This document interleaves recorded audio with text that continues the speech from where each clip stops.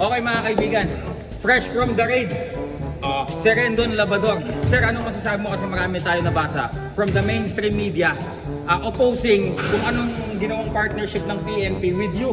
Oo, maraming nagko-comment ngayon dahil bakit ako, bakit si Rendon?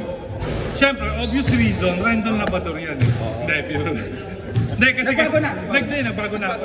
Pasalamat kayo, nagbago na ako eh. Ayun. Si Rendon Labrador nga, nagbago na eh. Ikaw pa kaya? Yun. Sino ka ba? Totoo yan. Hindi, biro lang. Ano na, bro, mabait ako ngayon. Pero anong masasabi dito? Hindi kasi ganito, siyempre, naninibago sila eh. Yun. First time kasi brother, in the history, na naipag-collaborate yung government agency sa isang ordinaryong mamamayan. Siyempre, nakakagulat. Lahat ng bago talaga bro. Hindi mo siya ma-adapt agad eh. Hindi mo siya maintindihan kasi bago eh. Pag may bago, medyo nire-reject ng tao. Yes. So pero, eto, I want to make this clear na tinutulungan ko lang po na maipakita sa taong bayan yung kabutihang ginagawa, yung aksyon ng PNP. So yung mga, medyo marami na nagsabi sa akin na nagagalit sila. Bakit daw ako? Eh marami naman daw journalist dyan. Bakit daw hindi sila pinili? Ako naman po, willing ako maipagtulungan. Kung ano lang yung ginagawa ninyo, i-highlight ko lang naman. I just want to amplify yung mga good deeds, action ng PNP. Tsaka, napansin namin Sir Rendon, nung ikaw yung ginawang partner ng PNP o ano-ano mang ayon siya ng PNP yun, kumbaga, kinagat lahat ng mainstream, ibinalita. Nag-trending. Pero kung isang traditional journalist yan, I don't think... Hindi ba kayo natutuwa? Hindi ba kayo natutuwa? Dapat tayo magkaisa. Huwag tayo mag-away-away. At huwag nating limitahan ang kapasidad ng bawat individual na pigilan na, di ba, sa mga ganitong klaseng advokasya. Tsaka mabuti yung intention ko, brother. Yes. Mabuti. Wala akong planong maipag-compete sa inyo. Yun. Sino ka ba? Yun. Biro lang. Wala po akong intensyong masama or patunayan na mas magaling ako, mas sikat ako, mas trending ako. Sawa na po tayo dyan. Alam niyo naman, di ba? So ako nagbabagong buhay lang. At kahit sino, hindi lang po PNP, kahit anong government agency, pwede po akong makipagtulungan. Gamitin niyo po yung platform ko para ipakita sa tao na may ginagawa po tayo para matulungan sila. Yun. Ayun. Tsaka bakit hindi ka naman nakikipagkompetensya? Tulungan na lang. Tulungan na lang. Pag Rendon Labrador ka, wala kang pakialam. Yes. Wala kang pakialam dapat. Post mo na. Totoo yan.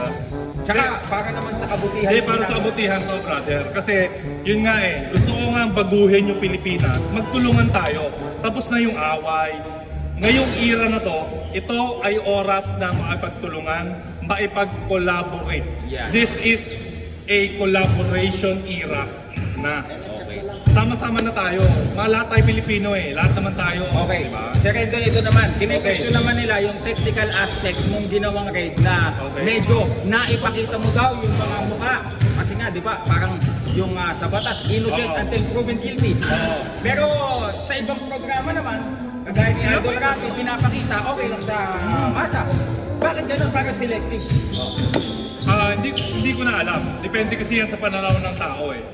Depende kung paano nyo titignan. Kasi lahat naman ng gagawin ko, nagagalit sila eh. Nang away ako, nagalit kayo. Tumulong ako, nagalit pa rin kayo. Hindi ko na alam kung anong gagawin ko eh. Ano na lang gagawin mo? Hindi ko na alam, brother. Tumulong ka, nagalit. Nang away ka, nagalit. Anong gagawin natin? Ikaw, anong gagawin natin? Ay ako, hindi ko na alam kung lahat na lang nagagalit sila eh. Siguro, didelete ko na lang FB. Pero masaya kami dahil masigla ng uli ang social media. Dahil nagbago na ako. Mapagmahal na ako ngayon eh. Yes. Mapagmahal, di ba? Ikaw din, mapagmahal ka din. Oo naman. Kasi Haring David din, mapagmahal din yan. Pero aminin natin, tumamla yung social media nung nawala yung Rendon Labrador. Di ba? Nakaraan, di ba? Tinawag niyo ako, lumabas ako. Nanawagan ng taong bayan ng kaisa kasi kailangan ng sambayan ng Pilipino ang isang Rendon Labrador. Lumabas ako. Tumulong ako, nagalit pa rin kayo.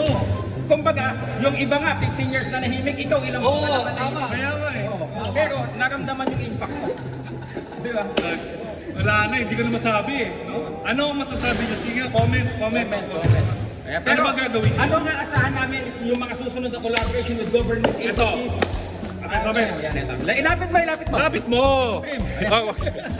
Kasi ganito yan, ang boses po ng bayan, isa po itong advokasya para lang ma-amplify yung mga hinanaing na mga kababayan natin na hindi naririnig. Yung mga walang boses. Para ipagtanggol yung mga taong walang karapatan, walang kakayanang ipagtanggol yung mga sarili nila. Totoo yan. So kung kayo po ay kaisa namin sa movement Oo. para baguhin ang Pilipinas, email nyo lang kami sa sumbunganapilipinas@gmail.com. Kung Sumbungan negosyante ng naman kayo at sobra-sobra yung pera ninyo, pwede rin kayong tumulong sa advokasya natin at itutulong po natin lahat yan sa taong bayan. Ayun. Ayun. Wala bang minimum ng investment yan? Hindi, wala yan. Baka may mga scam tayo dyan. Maraming gusto wala, ngayon, wala. guys, mag-ingat po kayo. Ha? Hindi po lahat ng sikat mabuting intensyon. Okay. Tsaka wala namang pinapakita sa Serendo. Minsan yung mga ganitong itsura, ito yung mapapagkatiwalaan eh. Oo. Minsan yung mga ganyan, oh. Tsaka wala kayong nakikita dito kay Boss Rendo na ito ang itsura ng 1,000,000. Wala, hindi ako nagpapakita ng pera. Gandang lalaki lang ang puhunan natin eh. Diba? Eh yung iba kasi, pag pangit ka kasi, kailangan mo magpakita ng pera. Ay, totoo yan. Kailangan mo mag-flex kasi para pumogi ka. Pero pag... Kahit kwintas kwintas. Wala. Punit-punit ka yung t-shirt ko eh. Pero pag alam mo na may ano ka, alam mo na yun. Hindi mo na kailangan yan. Tips ha. Tips. Totoo yan. So, kumbaga, Mark Zuckerberg, tapos sino yung may-ari ng Tesla? Si Elon Musk. Tapos sunod nun, Rendo na eh. Pwede. Ganun yung damitan eh. Actually, andun na ako eh. Pero na lang kulang. Ayun. Na-delay lang, bro. Na-delay. na-delay lang. Papunta pa lang yung pera. Yun. Mayaman na ako eh. Pero na lang kulang. Okay. So yun, abangan nyo pa ang mga susunod na collaboration ni Sir Renzo. Abangan ninyo. Tsaka yung boxing league natin ha. Next year. Gagawa tayo ng advokasya para matulungan lahat ng boxers na hindi nabibigyan ng opportunity dito sa Pilipinas. Tutulungan din namin yung mga matatagal na nahimik. Oo. Yan. Yung mga mayabang lang na hindi nabibigyan ng exposure, Yun. pwede natin pagtsagaan. Yun. Pwede na. Sino yon? Huwag muna. I will use my 4th amendment. Hindi, ano na tayo? Nagbago na tayo. Huwag na tayo sa ganun. Oo. Sama-sama na. Yes. Love na tayong lahat. Parang napapanahon na ng kampanya, ng pagbabago. Yan. Pagbabago. Yan ha. Okay. So Boxing League, abangan nyo pangungunahan yan ni Silver Boys. Yan, abangan nyo yan. Announcement sa lahat po ng boksingero sa Pilipinas. Magkaaroon po tayo ng malaking liga. Suportahan natin to para ito sa mga Filipino boxers. Ayan. Ang magcha-champion, kakalabanin ng nag-iisang 8th Division World Champion man. Sample. Oh. Well, ladies and gentlemen, from Fitness Army here in Quezon City, ladies and gentlemen, the 10th Division World Champion. Ladies and gentlemen, needing no introduction, the man himself, Brandon Bagyo Labrador. Ay, Labrador pala. Alright, maraming salamat. Abangan. Ayan, peace.